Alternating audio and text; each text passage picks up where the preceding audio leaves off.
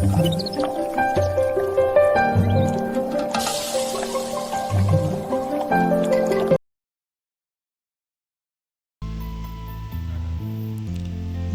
స్తోత్రం. మీ అందరికీ కూడా వందనాలు.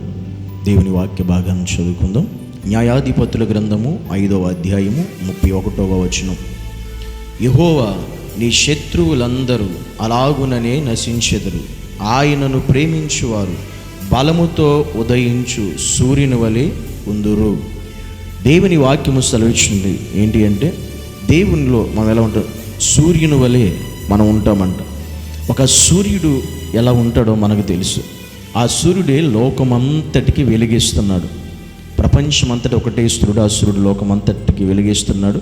అయితే దేవుణ్ణి ప్రేమించేవారు ఎలా ఉంటారు అని వాక్యం చెబుతుందంటే, ఉదయించు సూర్యుని వలె ఉంటారంట. ఎవరు వీళ్ళు ఇలా ఉండేవారంటే, దేవుణ్ణి ప్రేమించేవారు. ఈరోజు నీవు నేను గనక దేవుని ప్రేమించగలిగితే మనం ఎలా ఉంటామంటే, ఉదయించే సూర్యుని వలె ఉంటామంట దేవునిలో. అది ఎంత గొప్ప భాగ్యం అంటే, దేవుడు ఈ విషయాన్ని అంటే, మన దేవుణ్ణి ప్రేమించే మనస్సు కనుక మనకు ఉంటే వాళ్ళందరూ ఇలాగే ఉంటారు. అది మనం గుర్తు చేసుకో. ఈరోజు మనం దేవుణ్ణి ప్రేమిస్తున్నామా లేదా ఇంకా వేరే వాటిని ఏమైనా మనం ప్రేమిస్తున్నామా?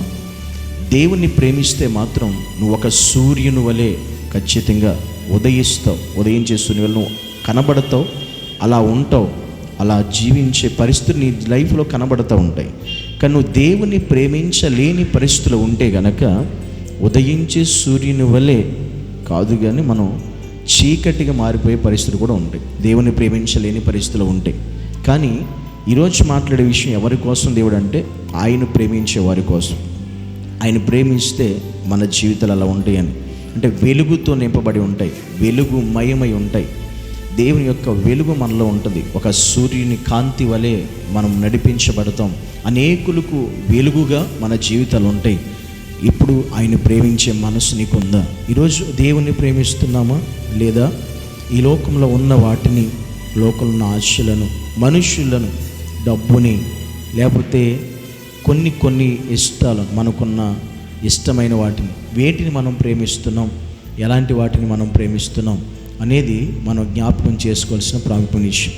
దేవుణ్ణి ప్రేమించేవారు మాత్రం ప్రతిరోజు ఉదయించు సూర్యుని వలె ఉంటారు అనే విషయాన్ని నేను మీకు జ్ఞాపకం చేస్తూ ఉన్నాను.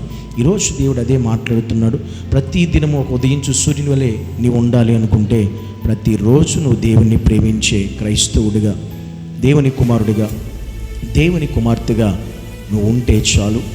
ఆయన ప్రేమించు చాలు. నీ జీవితాన్ని ఆయన మార్చగలుగుతాడు, నీ పరిస్థితులను ఆయన మార్చగలుగుతాడు. దేవుని తప్ప నువ్వు ఎవరిని ప్రేమించొద్దు.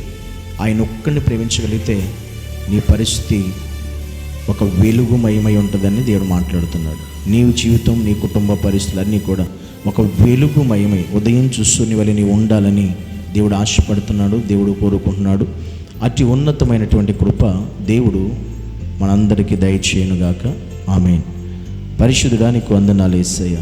ఈరోజు ఉదయించు సూర్యుని వలె ఎవరుంటారంటే, నిన్ను ప్రేమించేవారు అని వాక్యం సెలవిస్తుంది. కనుక నిన్ను ప్రేమించేటువంటి మనస్సును ప్రతి ఒక్కరికి దయచేయమని, నిన్ను ద్వేషించేవారు కాదు నాయనా, నిన్ను ప్రేమించేవారు మాత్రమే.